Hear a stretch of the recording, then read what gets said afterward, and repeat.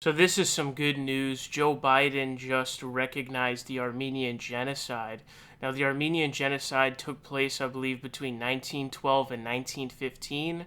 Basically, it was in Turkey. There was about like 1.2 to 1.5 million Armenians who were sent on these death marches. Basically, pretty much left to die. They were trying to get rid of all of them or kill them off. This is absolutely a genocide. It's really non-debatable at this point.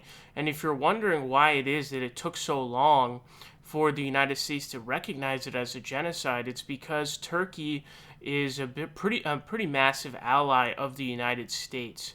And so that is the reason why it has taken so long. And Turkey, I think, has gotten away with too much shit. You know what they did to the Kurds not too long ago. They have a dictatorship. There's very little free speech rights over there, all of that kind of stuff. And so I think Turkey has just gotten away with too much shit at this point. But this article says President Biden on Saturday formally declared that the massacre of an estimated 1.5 million Armenians by the Ottoman Empire more than a century ago was a genocide, a move that is likely to exacerbate tensions with Turkey. In doing so, Biden is fulfilling a campaign promise and becoming the first sitting president since Ronald Reagan to use the term genocide to describe the mass killings that occurred during the 20th century at the end of World War I. Quote, each year on this day we remember the lives of all those who died in the Ottoman-era Armenian Genocide and recommit ourselves to preventing such an atrocity from ever again occurring, Biden said in a statement released by the White House. Beginning on April 24, 1915, with the arrest of Armenian intellectuals and community leaders in Constantinople by Ottoman authorities, 1.5 million Armenians were deported, massacred, or marched to their deaths in a campaign of extermination. We honor the victims of the Medjugorje so that the horrors of what happened are never lost to history. We remember so that we remain ever vigilant against the corrosive influence of hate in all forms.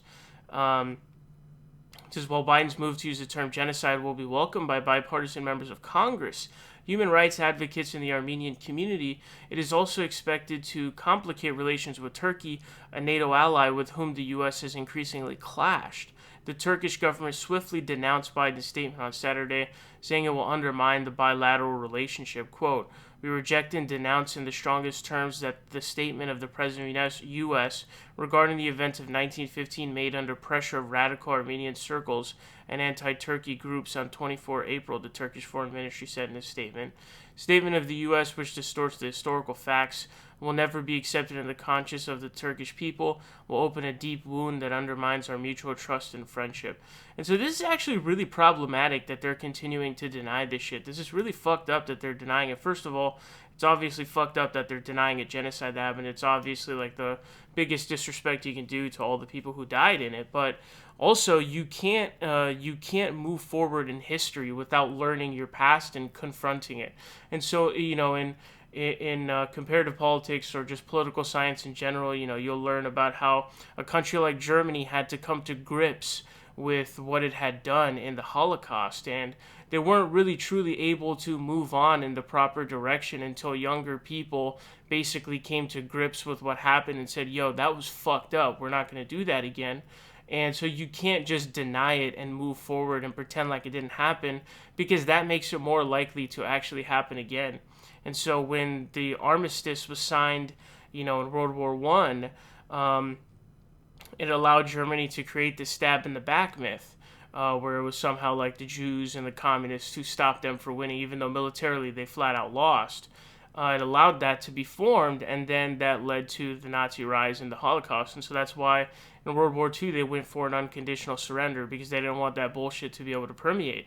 So you have to come to grips with what you did. This is very fucked up, very stupid, because it's going to make it more likely something like that can happen in the future if you just deny that it didn't happen. And if you're wondering why it is that, again, the U.S. has not recognized the Armenian Genocide to this point, in terms of just politics 101, like some real politics shit, you're going to see this kind of stuff all the time. Like after World War II, a lot of what Germany had done actually in the Holocaust was really swept under the rug because the Cold War was starting and they wanted Germany, as an ally to be able to fight off the Soviet Union and use them essentially. And so that was why they had swept under, a lot of the Nazis got away who were still alive. if they were prosecuted a long time later. Some of them got like 8 or 10 years. It was a joke, okay? And the reason why was because, again, realpolitik, right? It's the Cold War starting, so these kinds of things get swept under the rug in favor of whatever political issue is the most important at the time. And at that time, it was the Cold War. So very glad to see this happen. Definitely very well deserved. And Ottoman Empire genocide against the Armenians did occur, and it has killed between like 1 to 1.5 million Armenians.